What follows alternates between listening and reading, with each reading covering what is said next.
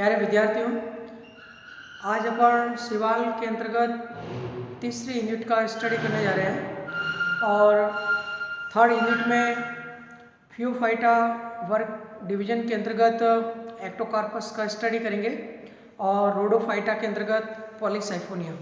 इसके अलावा सवाल का आर्थिक महत्व है और लाइकेंस पे एक जनरल अकाउंट है। तो ये सारी चीज़ें अपन थर्ड यूनिट के अंतर्गत स्टडी करेंगे और आज के वीडियो लेक्चर में फियोफाइसी या डिवीजन फियोफाइटा जो क्लास है फियोफाइसी, इसके सैलिएंट फीचर्स क्या है उनको अपन पुनः दोहराएंगे और एक्टोकार्पस का लाइफ साइकिल का स्टडी करेंगे। सवालों के अंतर्गत फियोफाइटा डिवीजन है ये काफ़ी महत्वपूर्ण है, क्योंकि ये जो शैवाल की जब अपन परिभाषा पढ़ते हैं या शैवाल की उत्पत्ति की बात करते हैं तो फाइकोलॉजी जिसे कहते हैं इसको लैटिन में, तो फाइकोस का मतलब जो है वो आपके सी वीड्स होता है, समुद्री खरपतवार होता है। तो ये प्राचीन काल से ये नाम आया है समुद्री खरपतवार, क्योंकि मोस्टली फियोफाइसी के मेंबर्स हैं वो नॉर्दर्न हेमिस्फीयर यानी उत्तरी गोलार्ध के समशीतोष्ण प्रदेशों के तटीय क्षेत्रों में, तटीय समुद्री क्षेत्र हैं, जैसे यूरोप का पश्चिमी तट है जो अटलांटिक ओशन से लगता है, अफ्रीकन कोस्ट है यहाँ पे, और एक आपके अटलांटिक ओशन में सारगासो सी है, सारगासो सागर है, वहाँ पे समुद्री खरपतवार की सबसे ज़्यादा अबंडेंस पाई जाती है। तो प्राचीन समय में जहाज़ों के आवागमन के समय ये ट्रबल्स उत्पन्न होते थे और इसके कारण इनको खरपतवार की श्रेणी रखा गया है और समुद्री खरपतवार के नाम से जाना जाता है इसके सदस्यों को। और इसमें चूँकि डोमिनेंट पिगमेंट फिकोजैंथिन होता है, इसलिए ये ब्राउन एल्गा के नाम एल्गी कहलाती है, भूरे शैवाल कहलाते हैं। और ये समुद्र के अंदर कुछ ऐसी भूरी शैवाल है जिसका साइज है वो काफ़ी मीटर्स तक लंबा होता है, जैसे कि आपके मैक्रोसिस्टिस पायरीफेरा जो होता है वो 60 मीटर तक होता है, नेरियोसिस्टिस की स्पीसीज है 100 मीटर्स तक लंबी होती है। तो ये वास्तव में समुद्र के अंतर्गत एक वेस्कुलर प्लांट के जैसी अपीयरेंस ये शो करते हैं। कुछ ऐसे भी समुद्री खरपतवार हैं जिसमें आपके जैसे लैसोनिया है, उसकी प्रजाति जो एक मिनिएचर ट्री के समान दिखाई देती है, और पोस्टेल्सिया पामिफॉर्मिस होता है, उसे सी पाम के नाम से जाना जाता है, एक छोटा मिनिएचर पाम के रूप में उसे कहा जाता है पोस्टेल्सिया पाल्मिफॉर्मिस को। इसी प्रकार से मैक्रोसिस्टिस है, ये काफ़ी बहुत ही विशालकाय इनकी प्लांट बॉडी होती है और इनमें हायर प्लांट के समतुल्य आपको यहाँ पे जो इसके स्टेम लाइक स्ट्रक्चर जो है जिसे स्टाइप कहते हैं ये देखने को मिलती है, और लीफ लाइक स्ट्रक्चर ब्लैडर्स देखने को मिलते हैं, क्योंकि फियोफाइसी वर्ग में मोस्ट ऑफ मेंबर्स में जो बड़ी साइज के हैं उसमें सीडो पैरेंकाइमेटस या पैरेंकाइमेटस प्रकार के थैलाई पाए जाते हैं। और जो एक्टोकार्पेलिस ऑर्डर है यहाँ पे इसमें फिलामेंटस फॉर्म पाई जाती है। लेकिन ध्यान रखना कि फियोफाइटा डिवीजन के अंदर कहीं भी एक कोशिकीय या कॉलोनियल स्वरूप देखने को नहीं मिलता है, वो टोटली यहाँ पे एब्सेंट होता है। तो अपन अभिलाक्षणिक गुणों का एक दृष्टि में पुनः इसका रिवीजन करते हैं। तो फियोफाइटा डिवीजन है और फियोफाइसी इसका क्लास है अकॉर्डिंग टू एफी फ्रिच। एफी फ्रिच ने फियोफाइसी क्लास को 9 ऑर्डर्स में डिवाइड किया है, परंतु स्मिथ 1935 ने इसे 3 साइटोलॉजिकल फेजेस के आधार पे और alternation of generation cytological phases and पीडी एकांतरण के आधार पे स्मिथ 1935 ने फियोफाइटा जो डिवीजन है उसको 3 श्रेणी में, 3 कैटेगरी में और फिर उनको फर्दर 12 ऑर्डर्स में डिवाइड किया है। और उनके जो नाम है वो है आइसोजेनरेटी, जिसमें आइसोमॉर्फिक अल्टरनेशन ऑफ जनरेशन पाया जाता है, आइसोजेनरेटी, और इसके अंतर्गत आपका एक्टोकार्पस आता है। दूसरा हेटेरोजेनरेटी है, हेटेरोजेनरेटी जिसे हेटेरोमॉर्फिक अल्टरनेशन ऑफ जनरेशन जो पाया जाता है, और उसमें कटलेरियलिस ये सब ऑर्डर आते हैं, कटलेरिया को छोड़कर बाकी सभी में। और इसके अलावा आपके कटलेरिया में एंट्रोमॉर्फिक जनरेशन होता है और इसके बाद में आपके साइक्लोस्पोरी, और साइक्लोस्पोरी में आपके ज़्यादातर फ्यूकेलिस के, वाटर फ्यूकेलिस के मेंबर्स हैं, जिसमें केवल एक स्पोरोफिटिक डिप्लॉइड फेज पाया जाता है, और गैमेटोफिटिक फेज में या हैप्लॉइड फेज केवल गैमेट्स के रूप में पाई जाती है, इसलिए वो साइटोलॉजिकली ये फेजेस कहलाती हैं। तो यहाँ पे एक आइसोमॉर्फिक अल्टरनेशन ऑफ जनरेशन है, एक हेट्रोमॉर्फिक अल्टरनेशन ऑफ जनरेशन है, और दूसरा साइटोलॉजिकल अल्टरनेशन ऑफ जनरेशन है। ये तीन प्रकार के इसमें अल्टरनेशन ऑफ जनरेशन पाया जाता है। आइसोमॉर्फिक अल्टरनेशन ऑफ जनरेशन के अंदर लाइफ साइकिल की जो डोमिनेंट फेज है वो डिप्लॉइड स्पोरोफाइट है, और उससे प्रोड्यूस होने वाले जूस स्पोर हैप्लॉइड गैमेटोफाइट का डेवलपमेंट करते हैं, और हैप्लॉइड गैमेटोफाइट डिप्लॉइड स्पोरोफाइट से सिमिलरिटी, मॉर्फोलॉजिकली सिमिलरिटी शो करते हैं। तो ये आइसोमॉर्फिक अल्टरनेशन ऑफ जनरेशन कहलाता है, जो एक्टोकार्पस में देखने को मिलता है। हेट्रोजेनेटी के अंदर जैसे कटलेरिया है, और उसमें एक जो फेज है वो साइज में छोटी है, और एक फेज है वो साइज में बड़ा है। मॉर्फोलॉजिकली दोनों फेज है वो इक्वल नहीं है साइज की, परंतु एक डिप्लॉइड और एक हैप्लॉइड है, वो हेट्रोजेनेटी है। और साइक्लोस्पोरी में यहाँ पे जैसे फ्यूकेलिस के मेंबर्स हैं, जहाँ पे आपको केवल डिप्लॉइड फेज के रूप में ही प्लांट दिखाई देगा, वो स्पोरोफाइट है। तो ये आपके स्मिथ का अकॉर्डिंग आइसोजेनेटी, हेट्रोजेनेटी और साइक्लोस्पोरी, ये सब डिवीजन के अंदर, और फिर उनको क्लासेस में डिवाइड किया गया है। और एफ फ्रिच ने फ्यूफाइटा को 9 ऑर्डर्स में डिवाइड किया गया है, और उसमें ऑर्डर एक्टोकार्पेलिस के अंदर फैमिली एक्टोकार्पस में, एक्टोकार्पस आपके सिलेबस में है।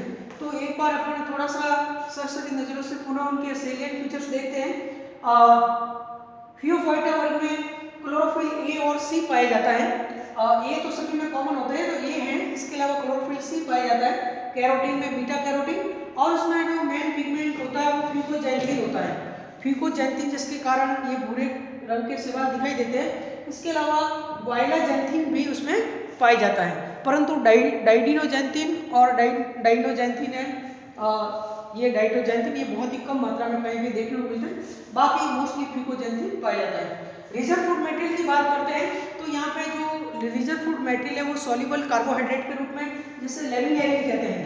तो दो प्रकार के होते हैं, एक सॉल्युबल कार्बोहाइड्रेट वो लेमिनेरिन के रूप में, और दूसरा एक विशेष टाइप का अल्कोहल होता है जिसे मैनिटॉल कहते हैं। तो लेमिनेरिन और मैनिटॉल रिजर्व फूड मटेरियल के रूप में इसमें पाए जाते हैं। इसके अलावा यहाँ पे कुछ कलरलेस वेजिकल्स भी दिखाई देती है सेल के अंदर। ये कलरलेस वेजिकल्स है वो फ्यूकोजन वेजिकल्स कहलाती हैं। फ्यूकोजन वेजिकल्स ये इसमें पाई जाती है। और कोशिका भित्ति की जब बात करते हैं, फ्यूफाइटा में कोशिका भित्ति जो आउटर सेल वॉल है वो पैक्टिनेट होती है, पैक्टिक सब्सटेंस की बनी होती है, और उसमें जो डोमिनेंट जो मेन कॉन्स्टिट्यूएंट है जो कि पूरी सेल का ड्राई वेट का लगभग 50% तक होता है, वो एल्जीनिक एसिड होता है। एल्जीनिक एसिड जो है वो आपके इसमें मेन कॉन्स्टिट्यूएंट है, और उसका जो साल्ट है वो एल्जीनेट कहलाता है। और यहाँ पे जो इनर सेल वॉल है वो आपके सेलुलोजिक होती है, सेलुलोज की बनी होती है, और आउटर है वो पैक्टिनेट होती है, जिसमें मेन कंस्टिट्यूएंट एल्जीनिक एसिड है, जो एल्जीनेट रूप में उसका सॉल्ट कहलाता है। ये 50% तक उसका हो सकता है। इसके अलावा कुछ फ्यूसिनिक एसिड भी पाया जाता है, इसे फ्यूकोएडिन भी कहते हैं, फ्यूकोएडिन भी कहते हैं, या उसे फ्यूसिनिक एसिड्स कहलाते हैं। और इसमें आपके ये मेन उसके कंस्टिट्यूएंट हैं सेल वॉल के रूप में। इसके अलावा एक आपके देखिए ये एग्जाम में प्रश्न आता है, लेमिनेरिया का कुछ प्रजातियां हैं, इससे आयोडीन प्राप्त होता है। लेमिनेरिया से आयोडीन प्राप्त होता है। ये आयोडीन जो आपके स्टेट के रूप में, वो भी आपको याद रखना है। तो इकोनॉमिक इंपॉर्टेंस ऑफ एल्गी है, वहाँ पे फ्यूफाइटी के बाकी मेंबर भी पढ़ते हैं। अब नेक्स्ट अपन फ्लैजिला की बात करते हैं, तो इसमें जो मोटाइल स्टेज है, मोटाइल स्टेज जैसे कि ये जूस स्पोर है, तो ये जूस स्पोर है, ये मोटाइल स्टेज के रूप में है, और यहाँ पे इसका शेप है वो नाशपाती के आकार का होता है, और यहाँ पे लेटरली प्लेस्ड यानी कि कोशिका के पार्श्व में दो फ्लैजिला पाए जाते हैं, यानी जो भी मोटाइल सेल है वो बाइफ्लैजिलेट होती है, और उसमें जो पोस्टीरियरली डायरेक्टेड जो फ्लैजिलम है ये आपके एक्रोनिमेटिक यानी विप्लास टाइप का होता है और शॉर्ट होता है, जबकि एंटीरियरली फॉरवर्डेड जो फ्लैजिलम है ये पेंटोनिमेटिक या टेंसेल टाइप होता है, जहाँ पे दो मेस्टिगोनिम की रो पाई जाती है, और इसकी सहायता से ये जो फीमेल गैमीट है उससे ये कनेक्शन स्थापित करता है। तो ये आपके मोटाइल स्टेज की बात हुई। और यहाँ पे ये इंपॉर्टेंट है कि इसमें दो फ्लैजिला वो पार्श्व स्थिति में पाए जाते हैं। इसके अलावा इसमें there are two membranes of chloroplast endoplasmic reticulum which is continuous with the outer membrane of nuclear envelope, जो दूसरों की जैसा इसमें भी पाया जाता है। इसके अलावा अपन ये तो बात हुई उनके सेलिएंट फीचर्स की। अब अपन इसमें ग्रोथ की बात करते हैं। तो फियोफाइटिक वर्ग के मेंबर्स में ग्रोथ है वो दो तीन प्रकार की पाई जाती है। एक एपिकल ग्रोथ होती है, कई मेंबर्स में डिफ्यूज्ड ग्रोथ होती है और किसी में ट्राइकोथेलिक होती है। एक्टोकार्पस की जब बात करते हैं तो एक्टोकार्पस के अंदर ट्राइकोथेलिक ग्रोथ होती है। ट्राइकोथेलिक ग्रोथ में क्या होता है कि कोई भी फिलामेंट जो होता है, फिलामेंट की जो बीच वाली कोशिका है, वेजिटेटिव सेल है, इसे इंटरकैलरी सेल्स कहते हैं, अंतर्वेशी कोशिका कहते हैं। और ये अंतर्वेशी कोशिकाएं डिविजन्स करती हैं जिसके द्वारा फिलामेंट की ग्रोथ होती है। तो ये ट्राइकोथेलिक ग्रोथ इसमें एक्टोकार्पस में पाई जाती है।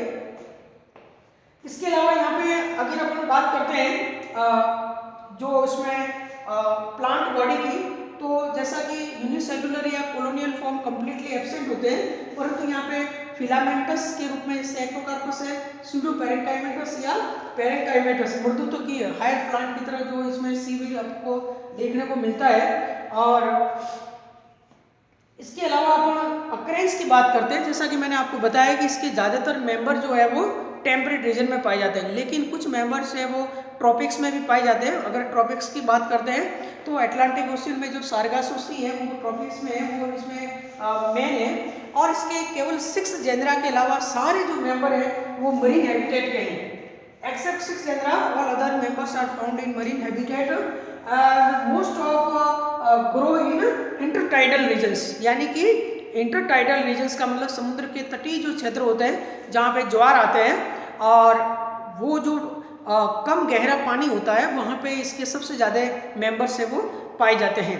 और अगर अटलांटिक ओशियंस का ईस्टर्न कोस्ट की बात करते हैं या यूरोपियन कोस्ट की बात करते हैं तो वहाँ पे जो आपका ये जिसे अपन लिटोरल जोन कहते हैं, इंटरटाइडल जोन से थोड़ा सा गहरा जो जोन होता है इसे अपन लिटोरल जोन कहते हैं। यहाँ पे एक लिटोरल जोन होता है, एक सब लिटोरल जोन होता है और जो कि 100 से 150 मीटर गहराई तक होता है वो सुप्रा लिटोरल जोन कहलाता है। हालांकि सुप्रा लिटोरल जोन में भी उसके सदस्य है वो पाए जाते हैं अलग अलग प्रकार के ये शैवाल, लेकिन मोस्टली लिटोरल जोन में इसका अबंडेंस ज़्यादा देखने को मिलता है। तो लिटोरल जोन में जो सी वीड्स है वो एक फॉरेस्ट के रूप में दिखाई देता है, इतने घने क्योंकि ये काफ़ी बड़ी साइज के होते हैं, इसलिए littoral zone of cold temperate sea है, littoral zone of cold temperate sea है, वो पॉपुलरली सी फॉरेस्ट के नाम से जाना जाता है, वो समुद्र का फॉरेस्ट कहलाता है।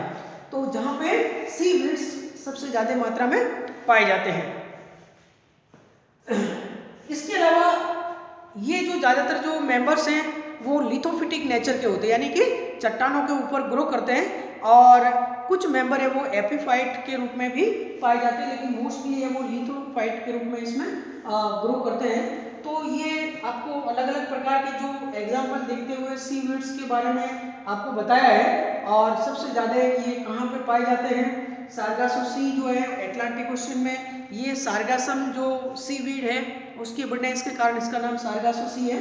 तो ये अपन ने जनरल जो इसके फ्यूफाइटा के सेलिएंट फीचर्स क्या है, इनका क्लासिफिकेशन जो है स्मिथ के अकॉर्डिंग 3 जो इसके सब क्लास जो है, और इसके अलावा अब अपन इसका अकरेंस और इसकी बात कही है। अब अपन बात करते हैं एक्टोकार्पेलिज ऑर्डर के अंदर फैमिली एक्टोकार्पस में जीनस एक्टोकार्पस, ये आपके सिलेबस में है।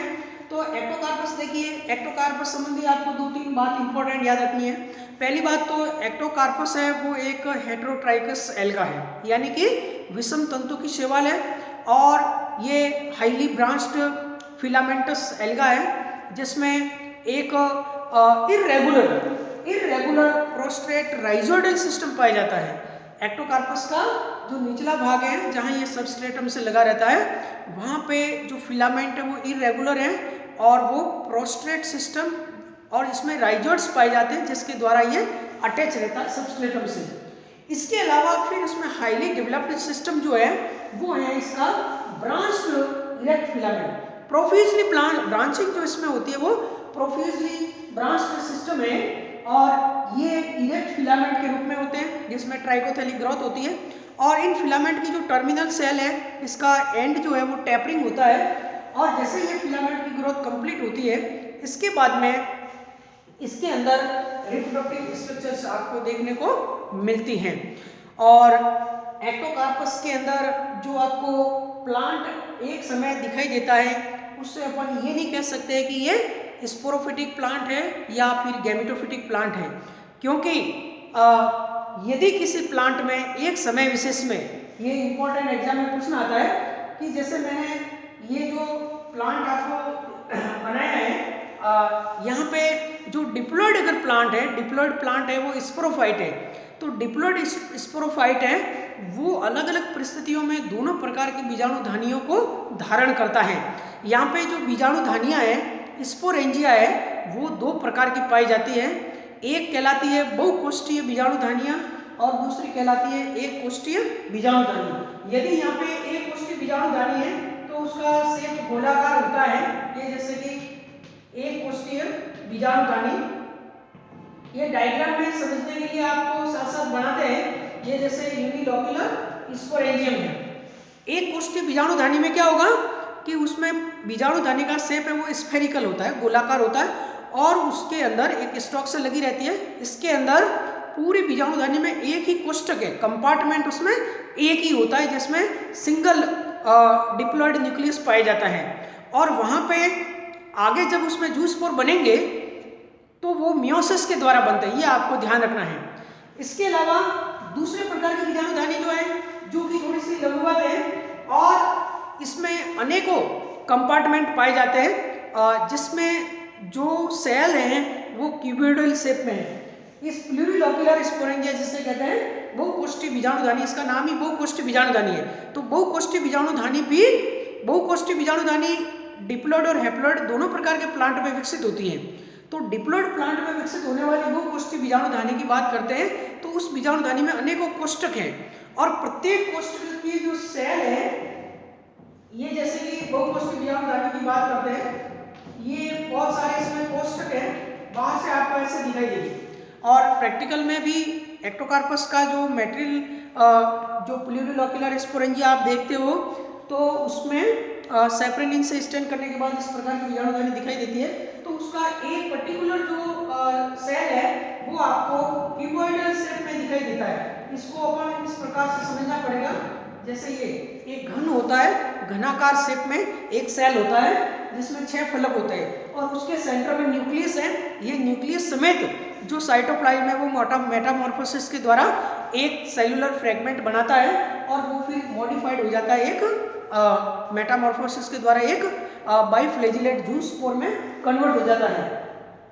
तो यहाँ पे जो डिप्लॉयड प्लांट है जो स्पोरोफाइट यानी बीजाणुविद है, ये दोनों प्रकार की बीजाणुधानी को धारण करता है। अनुकूल परिस्थितियों में ये बहुकोष्ठीय बीजाणुधानियों को धारण करता है और ये बहुकोष्ठीय बीजाणुधानी जो है इसमें डिवीजन है वो केवल माइटोसिस होता है और उसमें बनने वाले जो जूस स्पोर हैं वो भी डिप्लॉयड ही होते हैं और ये जूस स्पोर जर्मिनेशन के द्वारा इसी प्रकार के नए प्लांट का निर्माण करते हैं। अब यही जो प्लांट है ऐसा देखा गया कि एक्टोकार्पस सिलिकुलोसिस के अंदर जो वार्म टेम्परेचर वाटर का और आपके लो टेम्परेचर की अगर बात करते हैं तो एक्टोकार्पस सिलिकुलोसिस में पानी के टेम्परेचर के आधार पर अलग अलग प्रकार की बीजाणुधानियों का निर्माण होता है। तो अगर जब वार्म टेम्परेचर है उस केस में ये प्लूरिलोक्युलर स्पोरेंजिया को डेवलप करता है और कोल्ड टेम्परेचर जो वाटर का होगा उस समय ये यूनिलोक्युलर स्पोरेंजिया का डेवलपमेंट करेगा। और यूनिलोक्युलर जो स्पोरेंजिया है इसमें ये डिप्लॉयड, उसका जो न्यूक्लियस है वो मियोसिस के द्वारा, पहले रिडक्टिव डिवीजन होता है और मियोसिस के द्वारा इसमें आपके 4 हैप्लॉइड न्यूक्लियाई बनते हैं और चारों हैप्लॉइड न्यूक्लियाई फिर माइटोटिकली सबसिक्वेंट माइटोटिक डिवीजन्स के द्वारा इसमें 64 से लगाकर 128 तक प्रोटोप्लाज्मिक सेगमेंट बनते हैं न्यूक्लियस के चारों तरफ और उतनी ही संख्या में आपके जूस स्पोर बनते हैं। तो देखिए यहाँ पे प्लूरिलोक्युलर स्पोरेंजिया है, अनुकूल परिस्थितियों में ये भी जूस स्पोर का निर्माण करते हैं जो इसी प्रकार के प्लांट बनाएंगे। लेकिन विपरीत परिस्थितियों में एक कोष्ठी बीजाणुधानी में बनने वाले जूस्पोर है वो मियोसिस से बनते हैं, इसलिए ये जूस्पोर मॉर्फोलॉजिकली ये जूस्पोर वो डिप्लॉयड यानी कि आपके जो 2n जूस्पोर है उसके समान ही है, लेकिन ये बनते हैं मियोसिस से। तो ये जूस्पोर फिर आगे जर्मिनेट होकर के उससे जो प्लांट बनेंगे, जो हैप्लॉइड जूस्पोर है उनके जर्मिनेशन से जो नए प्लांट बनेंगे वो कहलाएंगे गैमेटोफिटिक प्लांट। और वो गैमेटोफिटिक प्लांट है वो साइटोलॉजिकली हैप्लॉइड है, परंतु मॉर्फोलॉजिकली जो इसका स्पोरोफाइट है उसके समान ही दिखाई देता है। इसलिए एक्टोकार्पस के लाइफ साइकिल में एक डिप्लॉयड फेज स्पोरोफिटिक है, दूसरा हैप्लॉइड फेज गैमेटोफिटिक है। दोनों प्लांट मॉर्फोलॉजिकली जो है वो एक समान है, तो ये कहलाता है आइसोमॉर्फिक अल्टरनेशन ऑफ जनरेशन, समरूपी पीढ़ी एकांतरण। ये सबसे बेस्ट एग्जांपल आपको इसमें एक्टोकार्पस में देखने को मिलता है। अब एक्टोकार्पस का जो फीमेल प्लांट, एक्टोकार्पस का जो फीमेल प्लांट है यानी कि जो उसका एक्टोकार्पस का जो गैमेटोफाइट है, जो हैप्लॉइड है, ये गैमेटोफाइट की ग्रोथ के पश्चात इस गैमेटोफाइट में जो स्पोरेंजिया डेवलप होगी वो स्पोरेंजिया भी प्लूरिलोक्यूलर स्पोरेंजिया के समान ही विकसित होती है। सेम जो उसका डेवलपमेंट स्ट्रक्चर सेम जो है वो प्लूरिलोक्यूलर स्पोरेंजिया के समान ही होते हैं। चूंकि ये स्पोरेंजिया गैमेटोफिटिक प्लांट पे डेवलप होती है इसलिए उसको गैमीटेंजिया कहते हैं, उसे कहते हैं प्लूरिलोक्यूलर गैमीटेंजिया। एक ही गैमीटेंजियम या एक ही प्लांट के अलग अलग गैमीटेंजिया में विकसित होने वाले गैमिट्स जो होते हैं वो आपस में फ्यूजन के द्वारा जाइगोट का निर्माण होते हैं। अब उसमें अलग अलग जो प्रजाति होती है, जैसे एक्टोकार्पस सिकंडस होता है, सिकंडस में मॉर्फोलॉजिकल आइसोगैमी पाई जाती है, यानी कि एक ही गैमीटेंजियम के गैमिट्स आपस में दोनों मोटाइल है, शेप साइज में एक जैसे हैं और ये आपस में फ्यूज होकर के आपके क्या बनाता है, जाइगोट का निर्माण करते हैं। और जाइगोट जो होता है वो डिप्लॉयड होता है, उस जाइगोट में सीधा ही जर्मिनेशन होता है। यहाँ पे मियोसिस जाइगोट में नहीं होता, ये आपको पूरी अच्छी तरह ध्यान रखना है कि लाइफ साइकिल में मियोसिस एक बार ही होता है। तो एक्टोकार्पस में मियोसिस कब होता है, जब यूनिलोक्यूलर स्पोरेंजिया आगे डिवाइड होती है। एक कोष्ठी बीजाणुधानी में मियोसिस होता है जिससे बनने वाले जूस्पोर गैमेटोफिटिक प्लांट को प्रोड्यूस करते हैं। तो जाइगोट के बाद उसमें मियोसिस नहीं होता है, जाइगोट डायरेक्ट जर्मिनेट होकर के पुनः स्पोरोफिटिक प्लांट का निर्माण करते हैं। अब एक्टोकार्पस, ये देखिए एक्टोकार्पस जो है सिलिकुलोसिस, ये एक इंपॉर्टेंट स्पीसीज है। एक्टोकार्पस में देखिए एक तो आइसोमॉर्फिक अल्टरनेशन ऑफ जनरेशन पाया जाता है, एक diploid sporophytic plant produce two type of sporangia, unilocular की बात हो गई। Haploid gametophytic plant produces only one type of sporangia यानी गैमीटेंजिया। अब एक्टोकार्पस सिलिकुलोसिस की बात करते हैं। एक्टोकार्पस सिलिकुलोसिस में पाई जाती है फिजियोलॉजिकल एनाइसोगेमी, यानी कि कार्य की असमयुग्मन, इसे हिंदी में कहते हैं कार्य की असमयुग्मन। कार्य के असमयुग्मन का मतलब क्या हुआ कि यहाँ पे जितने भी गैमेट्स बनते हैं, एक गैमेटोफिटिक प्लांट में बनने वाली गैमीटेंजिया के अंदर जितने भी गैमेट्स बनते हैं, इन गैमेट्स में से कुछ गैमेट्स है वो फिजियोलॉजिकली लेस एक्टिव होते हैं, कुछ gametes physiologically less active gametes होते हैं, इसे पैसिव गैमेट कहते हैं। और वो फीमेल गैमेट की तरफ बिहेव करते हैं, वो फीमेल गैमेट नहीं है क्योंकि ये सेक्सुअल रिप्रोडक्शन की बात नहीं है तो वो फीमेल गैमेट की तरफ बिहेव करते हैं, इसे पैसिव या फीमेल गैमेट कहते हैं, जो कि कम संख्या में होते हैं। लेकिन ज्यादातर जो संख्या में जो गैमेट्स बनते हैं, एक्टोकार्पस सिलिकुलोसिस की बात होती है, वो आपके एक्टिव मेल गैमेट होते हैं, वो फीमेल की जो पैसिव गैमेट की तुलना में मोर एक्टिव होते हैं। और उसके बाद में जैसे ही गैमीटेंजिया में से सारे पैसिव और एक्टिव गैमेट पानी में स्विम करते हैं, ये सारे स्वार्मर्स कहलाते हैं। इनके लिए एक वर्ड आता है स्वार्मर्स, ये स्वार्मर्स है। तो जो लेस एक्टिव जो गैमेट है, जो फीमेल गैमेट की तरफ बिहेव कर रहा है, उसके चारों तरफ जितने भी मोर एक्टिव गैमेट्स हैं जो मेल गैमेट की तरफ बिहेव करते हैं, ये अपने एंटीरियरली डायरेक्ट फॉरवर्डेड जो टिंसेल टाइप का जो फ्लैजिलम है, इसकी सहायता से फीमेल गैमेट के चारों तरफ एक क्लम्प का फॉर्मेशन करते हैं, एक कॉम्प्लेक्स बनाते हैं, क्लम्प का फॉर्मेशन करते हैं और इसका नाम है क्लम्प फॉर्मेशन। इसे हिंदी में कहते हैं पूंजी भवन। ये पूंजी भवन कहलाता है। ये एग्जाम में इंपॉर्टेंट प्रश्न आता है कि पूंजी भवन क्या है, तो आपको इसमें ये लिखना है कि एक्टोकार्पस सिलिकुलोसिस के अंदर एक ही प्लांट के गेमिटेंजिया में बनने वाले अलग अलग गैमेट्स जो फिजियोलॉजिकली मोर और लेस एक्टिव होते हैं, उसमें फिजियोलॉजिकली कुछ लेस एक्टिव गैमिट या फिजियोलॉजिकली लेस एक्टिव गैमिट अनेकों मोर एक्टिव गैमिट्स के द्वारा टिंसल टाइप के फ्लैजिला से आपस में जुड़ जाता है या झुंड बनाता है, उसे अपन कहते हैं पूंजी भवन या क्लम्प फॉर्मेशन कहलाता है। इसके बाद इन दोनों इसमें से कोई एक जो मोर एक्टिव गैमिट है वो पैसिव गैमिट के साथ फ्यूजन करेगा और फ्यूजन के द्वारा ये दोनों के न्यूक्लियर फिल होकर के ये आपका जाइगोट का निर्माण करता है। ये जाइगोट बन गया और जाइगोट के अंदर सीधा जर्मिनेशन होता है और उससे वापस स्पोरोफाइट प्लांट का निर्माण होता है। तो ये आपको एक्टोकार्पस के बारे में, जीवन चक्र के बारे में हमने बनाया और इसमें क्लम्प फॉर्मेशन का क्वेश्चन आता है, ये आपको याद रखना है। एक्टोकार्पस सिलिकुलोसिस में किस प्रकार का ये सेक्सुअल रिप्रोडक्शन पाया जाता है, वो फिजियोलॉजिकल एनाइसोगेमी है, कार्य की असंयुग्मन है। कोशिका की अगर बात करते हैं एक्टोकार्पस में, तो एक कोशिका जो होती है यहाँ पे रिबन लाइक, एक्टोकार्पस में रिबन लाइक क्लोरोप्लास्ट होता है, फियोफाइसी के बाकी मेंबर में प्लेट लाइक भी हो सकते हैं। तो यहाँ पे आपको रिबन लाइक क्लोरोप्लास्ट बनाना है जिसमें अनेकों क्रोमेटोफोर्स हैं इस पे लगे हुए। इसके साथ साथ यहाँ पे पायरेनॉइड्स भी है, देयर आर मेनी पायरेनॉइड्स, और ये कोशिका भित्ति है, सेंटर में एक न्यूक्लियस है और क्रोमेटोफोर और पायरेनॉइड्स है। और सेल वॉल के बारे में आपको बता ही दिया है। तो ये एक्टोकार्पस से संबंधित है। अब अपन इसका अगर एक लाइफ साइकिल को डायग्रामेटिकली अगर समझाने की कोशिश करते हैं तो ये एक चित्र आप बना सकते हो। ये एक्टोकार्पस का आपके प्लांट है और इसमें ये अगर मैं प्लांट की बात करता हूँ, ये प्लूरिलॉक्यूलर स्पोरेंजियम है, ये 2x प्लांट है जो कि इसका स्पोरोफाइट है, ठीक है ना। तो सबसे पहले इसमें ये सेक्सुअल रिप्रोडक्शन बाय जूस्पोर की बात करेंगे तो इसमें माइटोसिस होगा और माइटोसिस से ये जूस्पोर बन गया और ये जूस्पोर जो है इसमें बनने वाले जूस्पोर, ये बहुकोष्ठी बीजाणुधानी, ये जूस्पोर जो है वो क्विसेंट जूस्पोर कहलाएगा। ये डीफ्लैजिलेट हो गया, ये क्विसेंट जूस्पोर, और इसमें जर्मिनेशन से पुनः ये डिप्लॉयड स्पोरोफिटिक प्लांट का निर्माण करेंगे।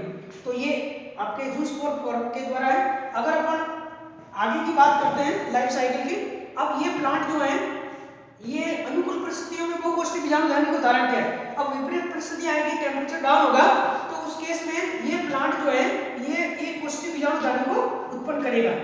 तो ये इसका यूनिलॉक्यूलर स्पोरेंजियम है, यूनिलॉक्यूलर स्पोरेंजिया, ये उसका 2x न्यूक्लियस है। इसमें क्या होगा, मियोसिस होगा। तो मियोसिस के बाद में ये 4 हैप्लॉइड न्यूक्लियाई और हैप्लॉइड न्यूक्लियाई, अब इसमें सबसीक्वेंट माइटोसिस होगा। तो इसमें अनेकों प्रोटोप्लाज्मिक सेगमेंट और साइटोप्लाज्मिक मेटामॉर्फोसिस होगा और इसके अंदर बहुत अनेक संख्या में क्या बनेंगे, ये जूस्पोर बनेंगे। ये वापस क्या बन गए, जूस्पोर। ये जूस्पोर क्या होंगे, हैप्लॉइड, एक कोष्ठी बीजाणुधानी बनने वाले जूस्पोर हैप्लॉइड होंगे और इन जूस्पोर का जर्मिनेशन होगा और उससे पुनः ये एक्टोकार्पस का दूसरा प्लांट आपको बना है। ये हैप्लॉइड जूस्पोर के जर्मिनेशन से बना है, ये इसका प्रोस्टेट सिस्टम, इलेक्ट सिस्टम। तो ये प्लांट आपका XN कहलाएगा जो कि इसका गैमेटोफाइट है, क्योंकि ये हैप्लॉइड जूस्पोर से बना है। तो ये हैप्लॉइड प्लांट गैमेटोफाइट है। अब ये हैप्लॉइड गैमेटोफाइट ये आपके डिप्लॉइड, ये डिप्लॉइड स्पोरोफाइट है, उससे आकारिकी रूप से एक समान है, इसलिए ये कहलाएगा समरूपी पीढ़ी एकांतरण। अब हैप्लॉइड गैमेटोफाइट है, इसके ऊपर जो बीजाणुधानियां विकसित होगी वो बहुकोष्ठी बीजाणुधानी के समान विकसित होगी। तो यहाँ पे इसकी ब्रांच में ये बहुकोष्ठी बीजाणुधानी विकसित होगी, लेकिन ये चूंकि गैमेटोफाइट प्लांट है तो उससे कहेंगे प्लूरिलॉक्यूलर गैमेटेंजियम, बहुकोष्ठीय युग्मक धानी, ये युग्मक धानियां कहलाएगी। और इसके अंदर अलग एक ही प्लांट के अलग अलग युग्मक धानियों के जो युग्मक हैं वो आपके पानी में लिबरेट होते हैं या एक ही युग्मक धानी से। तो उसमें कुछ गैमीट है वो मोर एक्टिव, अगर वो सिलिकुलोसिस है तो क्लम्प फॉर्मेशन, अगर सिकंडल से अन्य प्रजाति है तो उसमें बनने वाले जो गैमीट है ये आपके आपस में पेयरिंग करते हैं और आइसोगेमी के द्वारा इसमें जाइगोट का निर्माण होता है। और ये जाइगोट है फिर क्या करेगा, इसमें डायरेक्ट जर्मिनेशन होगा और वापस ये प्लांट स्पोरोफाइट का निर्माण होता है। तो ये एक्टोकार्पस का लाइफ साइकिल जो है वो आपको चित्र सहित आपको समझना है कि इसमें किस प्रकार से ये पाया जाता है।